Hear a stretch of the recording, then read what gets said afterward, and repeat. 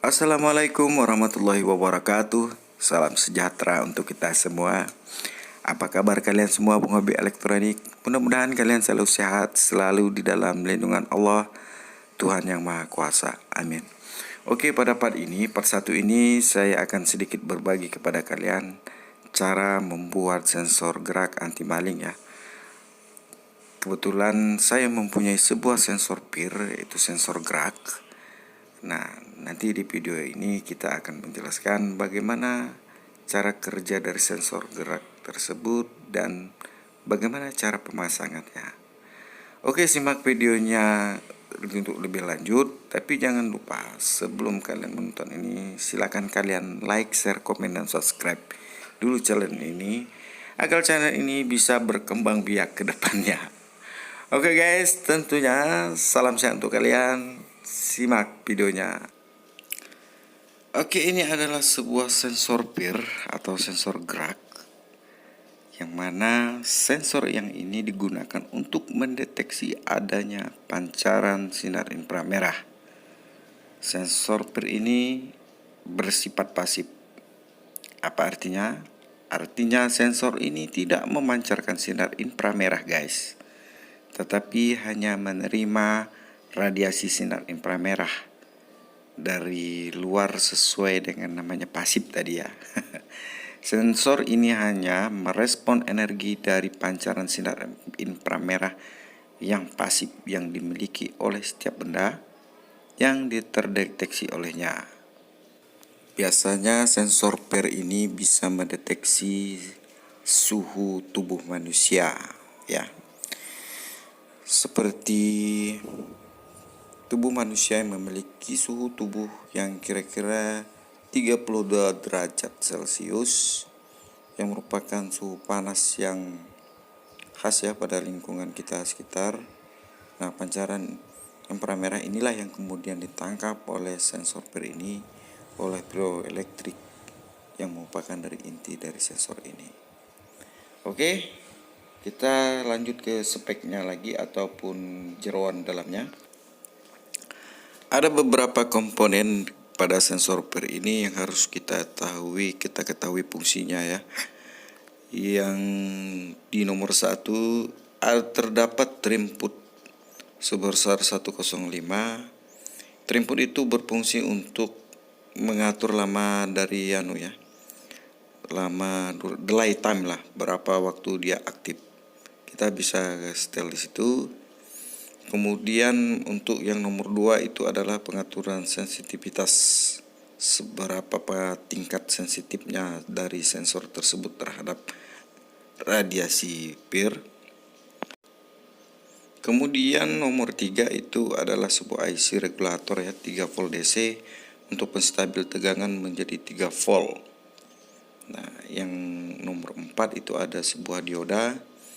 Sebenarnya itu dioda pengaman yang untuk mengamankan sensor jika kita salah pasang aja antara VCC dan groundnya. Nah, maka dari itu jika kita salah memasukkan VCC kebalik gitu, ya nggak akan terbakar.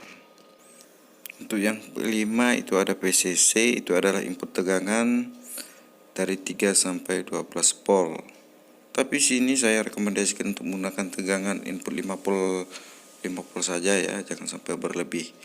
Ini bertujuan untuk meringankan beban dari IC regulator 3 volt DC tersebut yang ada di nomor 3. Yang nomor 6 itu ada tulisan output ya. Itu adalah output digital sensornya nanti. Setelah ia mendapatkan pancaran sinar inframerah, maka dia akan mengeluarkan tegangan senilai 3 volt atau 3 volt lebih biasanya.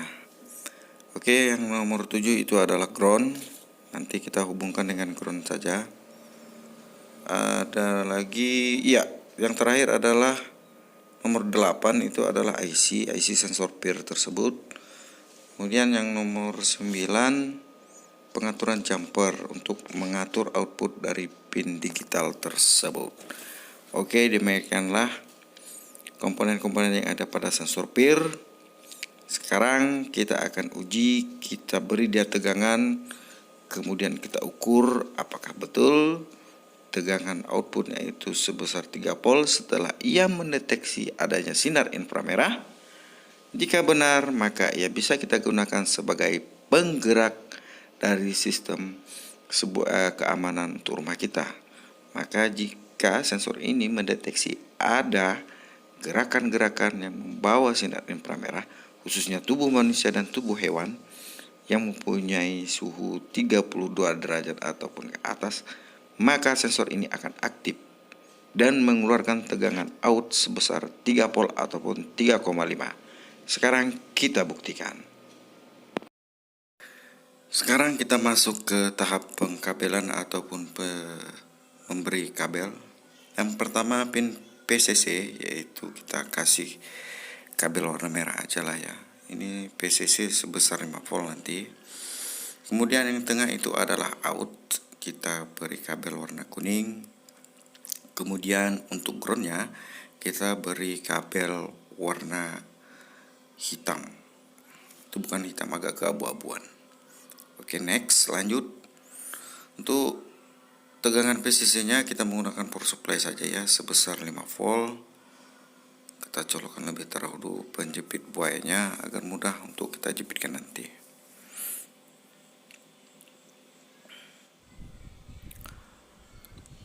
Kemudian kabel plus dari power supply masuk ke PCC.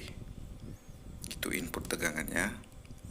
Kemudian untuk kabel ground dari power supply masuk ke ground dari sensor PIR tersebut. Terus tahap pengetesan. Untuk multimeter, kabel ground itu ke kabel warna hitam ya. Sedangkan untuk kabel warna merah dari multi itu masuk ke out. Ini bertujuan untuk menguji tegangan output dari PIR sensor tersebut.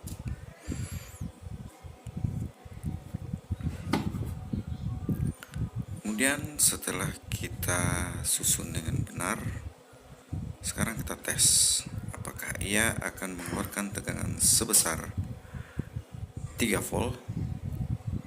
Nah, kita matikan saja lampunya ya. Iya, 3,3. Tes sekali lagi.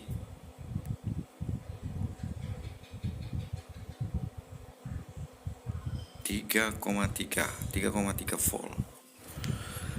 Jadi sensor ini akan mengeluarkan tegangan 3,3 volt apabila ia menerima gerakan dari tubuh manusia. Oke, kalau kita lihat dari buku panduan ini ya, itu jarak yang bisa dideteksinya itu sekitar 5,1 meter. 3,3. Berarti ini bisa kita gunakan untuk men-trigger sebuah penggerak ataupun saklar untuk sistem keamanan rumah kita. Baik itu untuk menggerakkan sebuah lampu, jadi lampu itu akan hidup nanti. Hidup kan, kemudian akan mati apabila tidak menerima pancaran inframerah ataupun gerakan dari tubuh manusia. Oke, mungkin sampai di sini dulu video tes dari sensor gerak ini. Di part 2 kita akan membuat bagaimana penggeraknya. Siapkan satu buah transistor dengan kode 2N222 dan satu buah relay 5 volt. Oke, semoga bermanfaat. Wassalamualaikum warahmatullahi wabarakatuh.